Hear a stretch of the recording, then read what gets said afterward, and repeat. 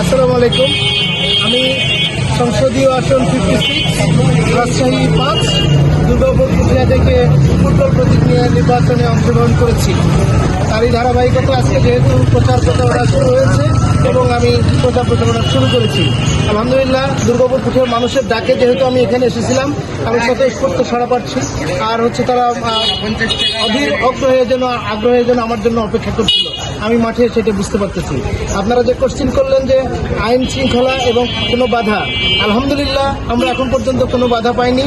রাষ্ট্রের সিটিজেন হিসেবে আমাদের দায়িত্ব হচ্ছে প্রশাসনকে সহযোগিতা করা, আর প্রশাসনের দায়িত্ব হচ্ছে একটা সুন্দর ফ্রি ফেয়ার ক্রেডিবল ইলেকশন উপহার দেওয়া।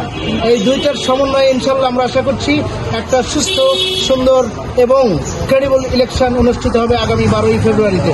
এবং আমাদের ইলেকশন কমিশন এবং প্রফেসর ইউনূস সরকার সেই ইলেকশন উপহার দিবেন গোটা জাতিকে এবং একটা দৃষ্টান্তমূলক অবস্থান সৃষ্টি করবেন, যাতে পিছনের সমস্ত রেকর্ড ভঙ্গ করে একটা স্বচ্ছ নির্বাচন হিসেবে 2026 সালের 12ই ফেব্রুয়ারি নির্বাচনটা ইতিহাস হয়ে থাকতে পারে বলে আমি মনে করছি।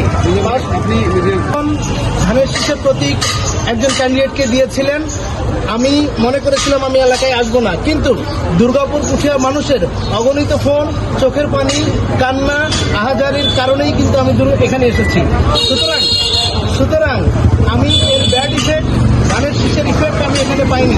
বরং আমি যেখানে যাচ্ছি দুর্গাপুর কুষ্টিয়ার মানুষ মনে হচ্ছে প্রাণ ফিরে পাচ্ছে এবং তারা মনে হচ্ছে আমার জন্যই ওয়েট করেছিল। আমি সকাল থেকে আজকে ফজরের নামাজের পর থেকে 4টে ইউনিয়ন এখন পর্যন্ত আমি ঘুরছি। এই অল্প কয়েক ঘন্টা যেখানে গেছি মনে হচ্ছে 100% লোক আমার জন্যই ওয়েট করছে।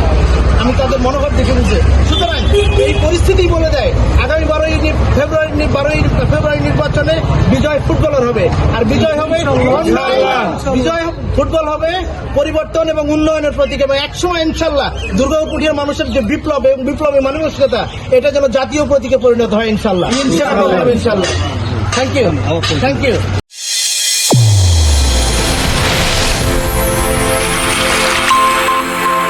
চ্যানেল A1 হৃদয়ের স্পন্দন।